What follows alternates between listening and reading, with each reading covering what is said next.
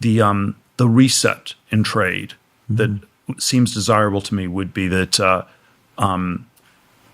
we radically change the relationship with China, and we sort of induce a lot of other countries to radically change their relationship with China, and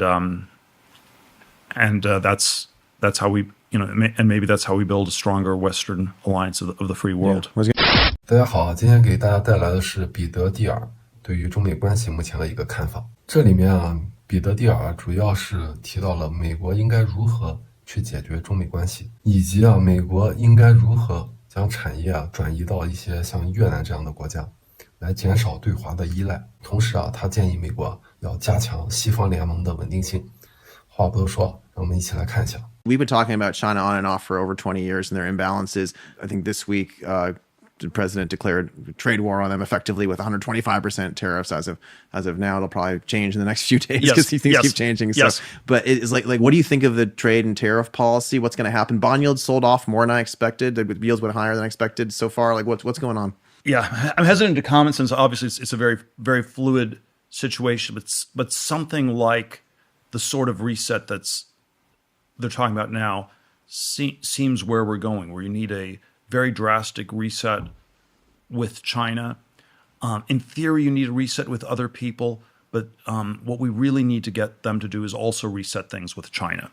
I think the rough numbers are that about a quarter of the U.S. trade deficit is bilaterally with China, but another quarter is indirectly with China. So China is sort of half the problem, and so it's selling components that then get reassembled elsewhere, and then China is the geopolitical rival. So there's a way in which if people in Mercedes in Germany are selling cars to the U.S., we might want to have those pretty well-paying jobs in the U.S. and not in Germany. And there are all kinds of sort of mercantilist policies that at the margins Germany engages in, but it's probably not going to repurpose the Mercedes factory to build tanks to invade the U.S. or something like this. Yeah. Whereas this this sort of dual use problem is the problem with China, and so there's sort of there are ways the economic relationship with China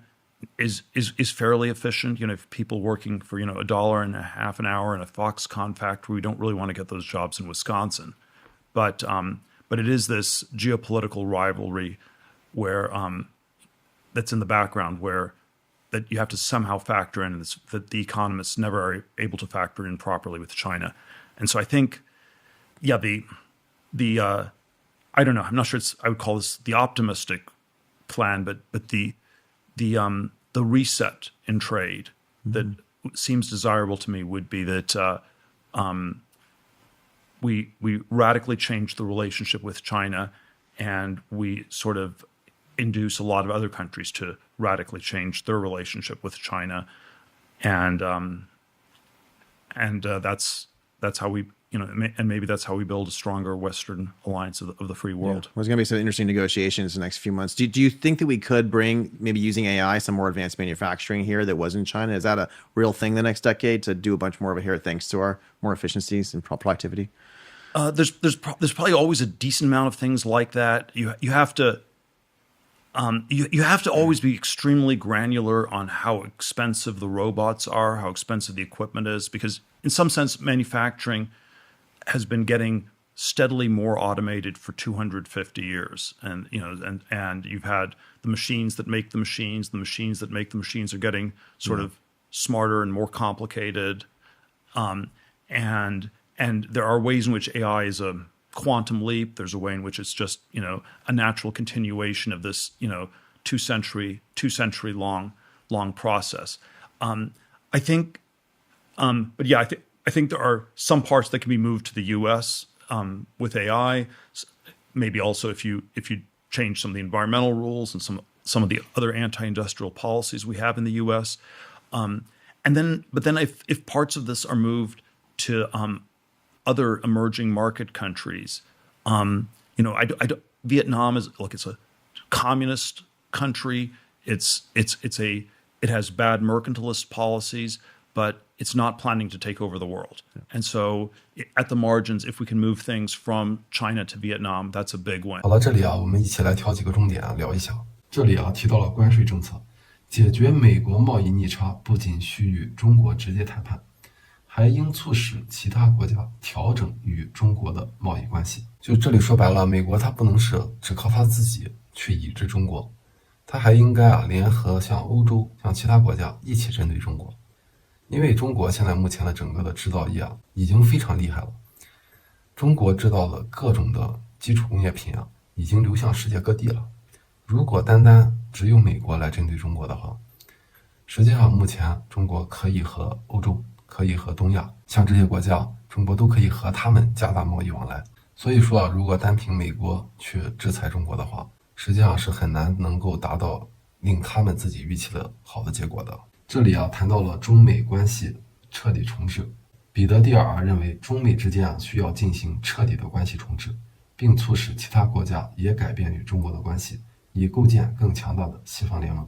制造业回流与转移，考虑啊通过政策调整促进美国制造业回流，同时探索将部分生产转移至越南的国家，以减少对中国的依赖。这里怎么说呢？就是美国目前的这个政策，首先第一点肯定是要针对中国，但是我感觉啊，从整个特朗普的一个政策来看，它不仅仅是针对中国，它就是一个普适性的政策。它这个关税政策就是针对世界上所有对于美国贸易顺差的国家，而且美国包括特朗普这届政府，他也不是特别想当世界警察了，他们第一要务还是要发展美国经济优先，以美国的利益为第一要素。这和之前美国的主流价值观啊，实际上是不太一样的。之前美国的一个主流价值观是美国保持全球经济贸易这么一个格局，带动所有国家一起发展，哪怕有的时候它吃点亏，它也要保持这个系统的稳定性。而从目前的这个情况来看呢，美国不想干这件事情了，他们只想保证自己的利益。所以说从这一点上来看，彼得蒂尔说他如果想加强西方联盟的稳定性啊，这件事情是不现实的。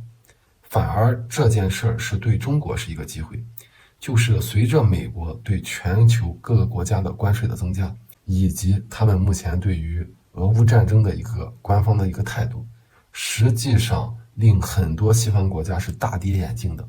在这种情况下，像欧洲这些国家还会不会像之前一样无条件的去信任美国，这都要打一个问号了。这是中国增进与欧盟以及其他主流国家的关系的一个非常好的机会啊。好了，本期视频就到这里，感谢大家收看。